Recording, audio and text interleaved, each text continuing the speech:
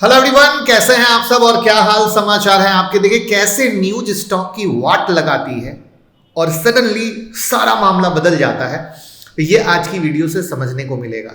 हम बात कर रहे हैं माइनिंग सेक्टर के स्टॉक के बारे में, जहां पे बम्पर बैड न्यूज है और भैया लोग डरे हुए हैं कि अब क्या होने वाला है। और माइनिंग के स्टॉक टाटा स्टील, वेदांता, नेल्को जैसे कई सारे शेयर में आप लोगों ने क्या हुआ, गिरावट देखी। और वजह सुप्रीम कोर्ट का फैसला तो जानेंगे। यहां पर दो चीजें बड़ी इंपॉर्टेंट हैं। जब आप माइनिंग सेक्टर के स्टॉक में घुसोगे तो प्राइवेट वाली कंपनियां भी दिखेंगी और सरकारी वाली कंपनियां भी दिखेंगी। और वहां पर इस रिपोर्ट को लेकर थोड़ा सा कॉन्फ्लिक्ट भी है, उसको भी हम कवर करेंगे। तो क्या है न्यूज, इसको जानेंगे। किस पर कैसे इंपैक्ट पड़ेगा उसको जानेंगे। और लास्ट में ये प्राइवेट और सरकारी का मामला भी क्लियर करना जरूरी है, उसको भी जानेंगे। तो पहली बार आए हैं तो चैनल को सब्सक्राइब कर लीजिए, बेल आइकॉन हिट कर लीजिए और शुरू करते हैं। और साथ में भैया इंडिपेंडेंस डे का मेगा ऑफर, सिस्टर्स के लिए स्पेशल डिस्काउंट क्योंकि राखी भी है, by one get one another service free और अनलिमिटेड ऑफर है। तो कॉल कीजिए 9708094321 पर। और सुप्रीम कोर्ट का एक बड़ा फैसला आया है, माइनिंग कंपनियों को 2005 से बकाया टैक्स देना होगा। अब 2005 से टैक्स की कहानी क्या है तो आपको बता दूं कि ये जो केस है पिछले 25 साल से चल रहा है कि स्टेट गवर्नमेंट माइनिंग कंपनी से टैक्स वसूल सकती है या नहीं वसूल सकती है। अब ये स्टेट कौन कौन से हैं? उड़ीसा, झारखंड, पश्चिम बंगाल, छत्तीसगढ़, मध्य प्रदेश, राजस्थान। माइनिंग यहाँ ज़्यादा होती है ना, तो इनको फायदा हो सकता है। तो अब 25 साल के बाद फाइनली सुप्रीम कोर्ट इस नतीजे पर पहुंचा है कि अप्रैल 2005 से जितना भी टैक्स बना उसको नेक्स्ट 12 साल में इंस्टॉलमेंट में वसूल सकते हैं माइनिंग कंपनियों से। एक अच्छी खबर इसमें यह है कि कोई इंटरेस्ट या पेनाल्टी नहीं लगाई गई है, सिर्फ प्रिंसिपल अमाउंट ही पे करना है, वो भी नेक्स्ट 12 ईयर्स में। अभी तक ये सेंट्रल टैक्स लेता था और स्टेट फाइट कर रहे थे कि उन्हें भी मिलना चाहिए, जो फाइनली अब हुआ है। और 1 अप्रैल 2026 से माइनिंग कंपनियों को राज्य को टैक्स के भुगतान की शुरुआत करनी पड़ेगी। ठीक है। अब रिपोर्ट के अनुसार जो टोटल लाइबिलिटी है जो इन कंपनियों के पास है, उसमें टाटा स्टील का लगभग 17,000 करोड़ है और पीएसयू स्टॉक का टोटल टैक्स लाइबिलिटी 60,000 करोड़ है। अभी मैं डिटेल में आऊँगा, जो मैंने कहा था लास्ट में वो भूलिएगा मत। टाटा स्टील ने इससे पहले अपने जून तिमाही के नतीजे में बताया था कि उसने उड़ीसा सरकार के टैक्स दावों के खिलाफ 17,300 करोड़ रुपए की प्रोविजनिंग की थी कि भैया अगर हो तो देना पड़े, तो प्रोविजन करके रख दिया है। वहीं पर हिंडाल्को ने सीएनबीसी टीवी 18 से बताया कि भैया हम पर कोई असर नहीं पड़ेगा क्योंकि हम पर किसी भी राज्य सरकार का मामला पेंडिंग है ही नहीं। अब ये भी एक सोचने वाली बात है, क्यों नहीं पेंडिंग है?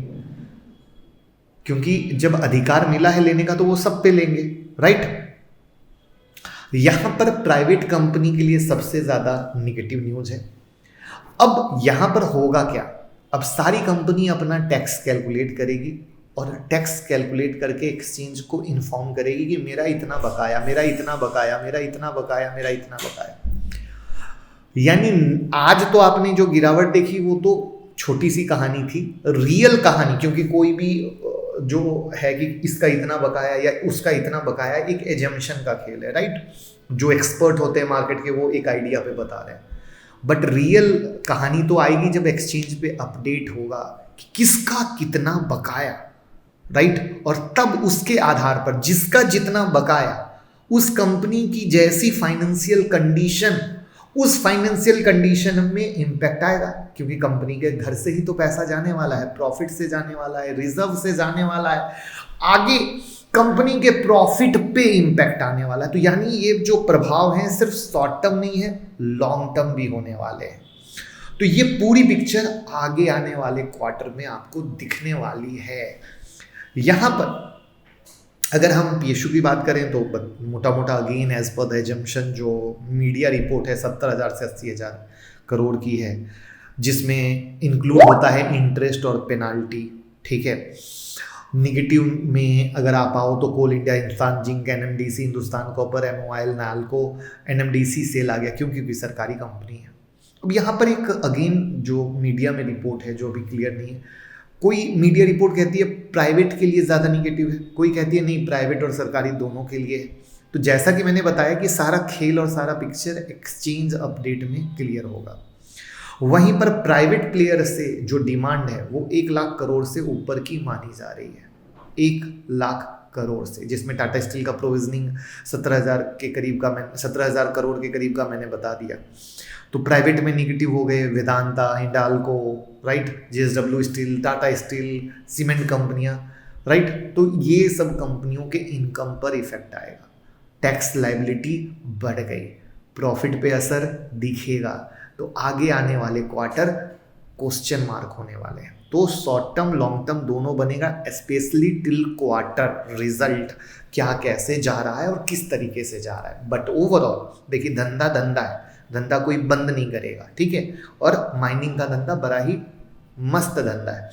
तो यहाँ पर आपको क्या मौका मिलेगा कि इन सब जितने छुट भैया कहानी है जो कि इम्पैक्ट जैसे भी डाले, जिस तरीके से डाले, तो जैसे जैसे जो कंपनी इन सब को फाइट करके बाहर निकलेगी, इन सब को अच्छे तरीके से फेस करके बाहर निकलेगी, वो कंपनी फिर फाइनेंशियली अच्छी मजबूत होते हुए बनेगी। और इन सब के चक्कर में क्या होगा, पैनिक में वो स्टॉक गिर जाएगा। तो आपको इन सब से जूझते हुए एक करेक्ट फंडामेंटल वाली कंपनी, सही वैल्यूएशन की तरफ वाली कंपनी आपको देखने को मिलेगी, जो आगे हम आपके साथ लर्निंग के तौर पे शेयर करेंगे। और आप जल्दी से वीडियो शेयर करके लोगों को बता दीजिए कि भैया अच्छी लर्निंग मिल गई है, तो वो भी सीख जाए। Thank you so much.